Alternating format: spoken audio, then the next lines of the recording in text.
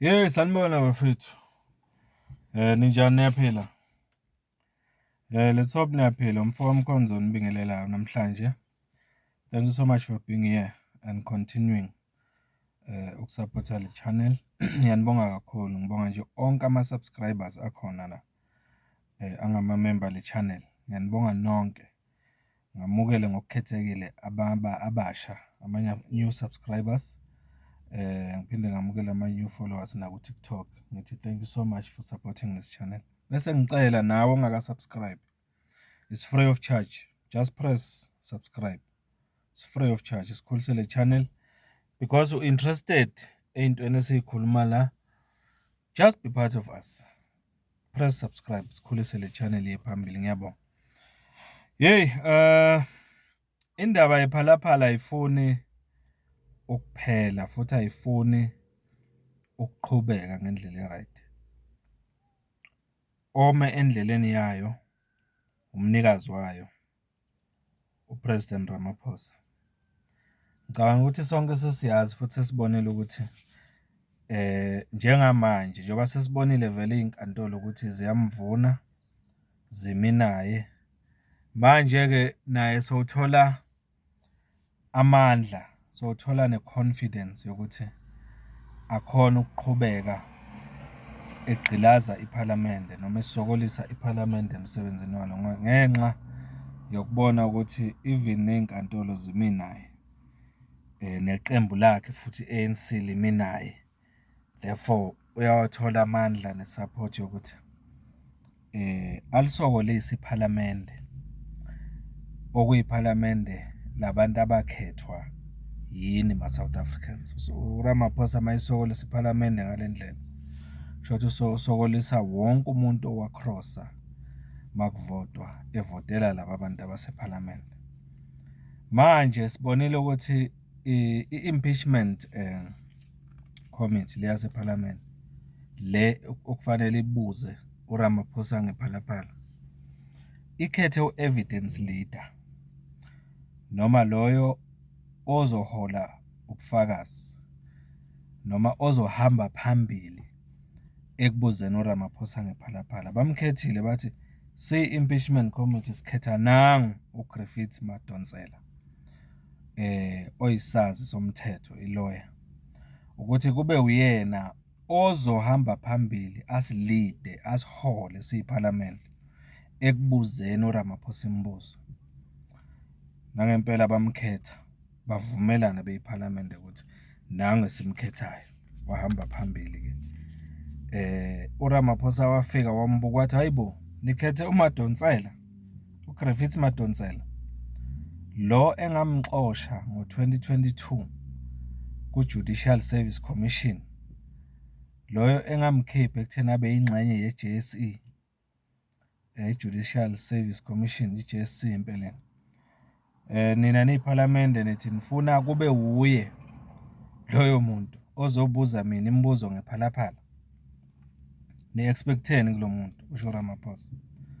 Ni-expecte ukuthi abe fair kimi, umuntu engamxosha mina ngo-2022 ku-JSC? Never. Angivumi ukuthi loyo muntu abe nguye evidence leader, usho uRamaphosa. Aqhubeka futhi uRamaphosa wathi esinye isizathu ke senza ukuthi ngimchithe ukuthi loyo abe u-evidence leader. Loyo muntu loyo wakwavela obala wakhuluma ezidlangalaleni ukuthi yini ayicabangayo ngephalaphala, uyini umbono wakhe ngephalaphala.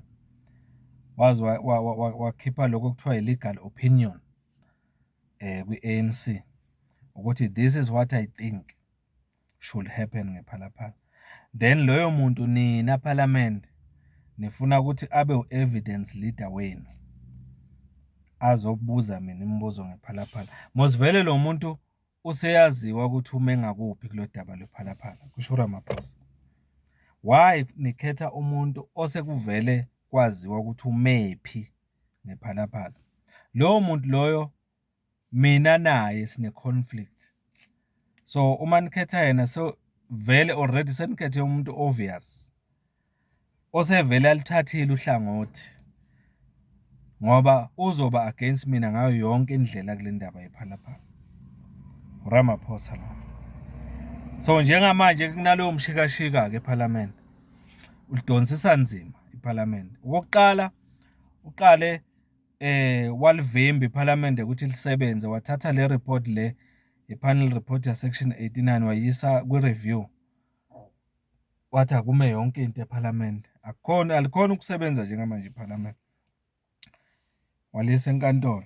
Silindile ukuthola ukuthi kuzohamba kanjani le review mangabe isiphelile ukuthi kuzoqhubeka kwenzakaleni. Kodwa njengamanje inkantolo zithe vele uright uRamaphosa ayime iParliament ukumbuza imibuzo ngephalaphala. Nangu uyaqhubeka manje uthi even lo okhethwa-ke yili Parliament impeachment panel yeParliament akeme naye, angimfuni kusho uRamaphosa. So sithini-ke bafowethu singama-South Africans, singaphawula sithini kuloko? uRamaphosa umile uthi yena akafune lutho nje ngokuphenywa kwephalaphala. Izinto uzibambe yena mathupha. iSouth Africa uyimisile njengamanje uthi ayiyi phambili ime la afuna ime khona uRamaphosa. Nithini? Uthini umbono wenu ngale ndaba? Mina ngeke ngasho, ngikuvezile ngathi sizosiphathisa amakhanda ngalento kaRamaphosa. Mina ngithe asibheke ukuthi ubuya kuliphi iqembu lezepolitiki. Lithini lona uma i-head of state ecompromise ngale ndlela ecompromise ngakhona, isibambe ngale ndlela esibambe ngayo kungayeki phambili. Ithini i-ANC? Uma i-ANC ithi yamsupport, nithini-ke nina abavoti? Nithini? Uma ithi nje i-ANC hayi, we are not taking any action against uRamaphosa ngephalaphala, nithini nina? Yiloko nje mina engilonge ngikubuza la. Yilowo umbuzo mina engicabanga ukuthi kumele siwubuze bani?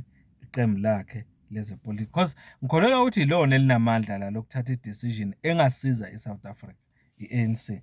Uma ingakwenzi lokho, I think you know South Africans ukuthi yini okumele niyenze. Ngiyayibamba khona la. Kodwa nje uRamaphosa njengamanje usaqhubeka nje basengichazile uthi konke nje okwenziwa ile impeachment committee yeParliament uyakuchitha. Ufuna kugcina kuphelile iParliament ligcine lingambuzanga ngephalaphala, gcina ishabalele indaba yephalaphala. It's obvious. Ake uPaul, uthini umbono wakho ngalama recent discussions akhona eParliament ngokuthi kukhethwe uMadonsela kodwa uRamaphosa amchithe? Uthini uPaul, uthini ngaloko? Umbono wakho ngiyawufisa ukuzwa.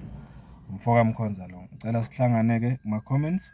If you haven't subscribed, ngicela usubscribe. It's free of charge. Just press subscribe. Sikhulisele channel yephambili. Ngiyabonga.